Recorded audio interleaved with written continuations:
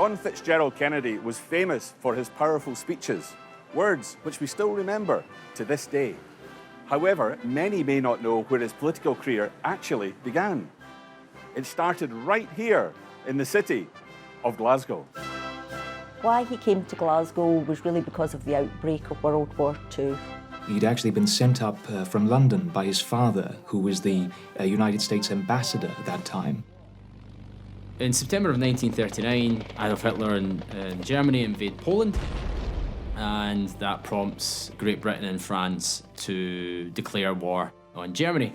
And so with the countries at war, the Germans are now active with their U-boats surrounding the British seas.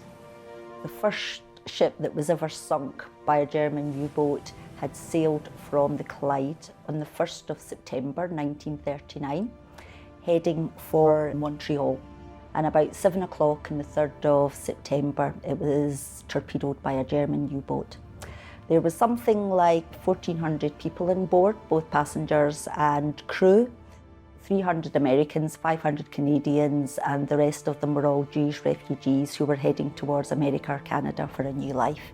And in the process of that, over 100 people die, but many are rescued off the coast of the Irish Sea, and they are taken to Glasgow. And essentially, they are put up in the Beresford Hotel, the building which still exists today on Sauchiehall Street, and that's where JFK is sent to meet them.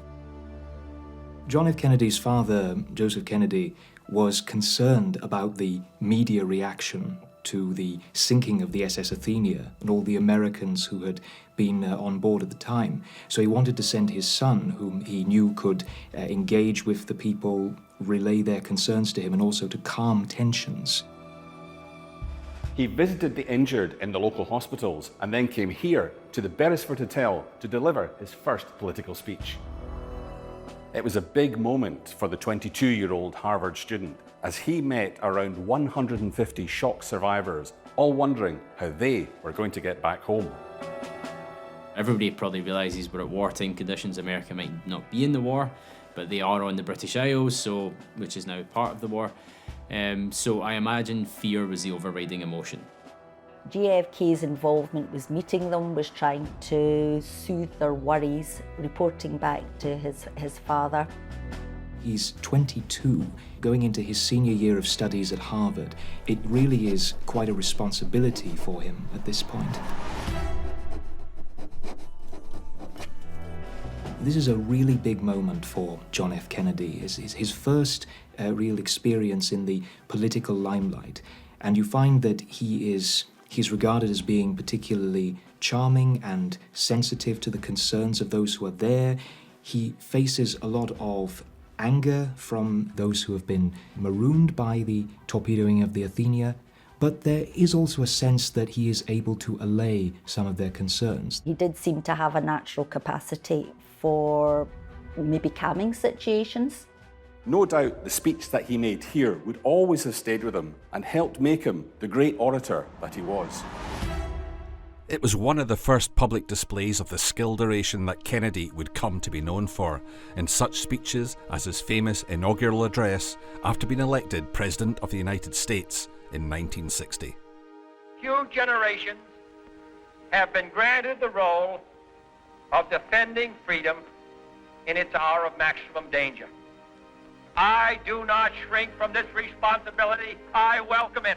I do not believe that any of us would exchange places with any other people or any other generation. The energy, the faith, the devotion which we bring to this endeavor will light our country and all who serve it. And the glow from that fire can truly light the world. And so, my fellow Americans, ask not what your country can do for you, ask what you can do for your country.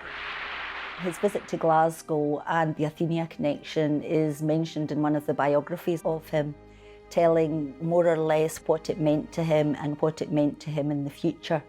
He gets a great reception. He writes to Patrick Dolan, the Lord Provost, saying he told his father how much he'd done for the Athenia survivors, how grateful we all are, and again emphasising that he wants his father to try and get up as soon as he can, so kind of smoothing over the diplomatic relations there, so you can see the early days of that. Even at this point, he's 22 years old and he's still got a grasp of the bigger picture. I told my father how much you had all done for the Athenia survivors, and he wanted me to tell you how grateful we all are. He is getting all set to make a trip up to Glasgow himself as soon as he can make it, and I hope I can get back there with him. John F. Kennedy spent time at different hotels, including the Beresford, but also at the Grand Central Hotel. And in both those cases, he starts with making a sort of general speech and then taking question and answer before breaking up and sort of dealing with people on an individual or small group basis and listening to their concerns. This suite is named after him, which shows the lasting effect that his visit had on the city. It's an important event, I guess, for Glasgow, but it's probably more important for Kennedy. He wouldn't have been involved in anything like this before at all. Been sent up to Glasgow to smooth things over, and it's quite a tough gig. Glasgow was clearly then important in his political journey for the fact that this is the first time that Kennedy actually directly has responsibility on his shoulders and he's sent out as a political figure. You know, and you kind of think about it for him, you know, you're sent on a train north to Scotland and told to put out this fire, you know, that's his own baptism of fire in the political arena.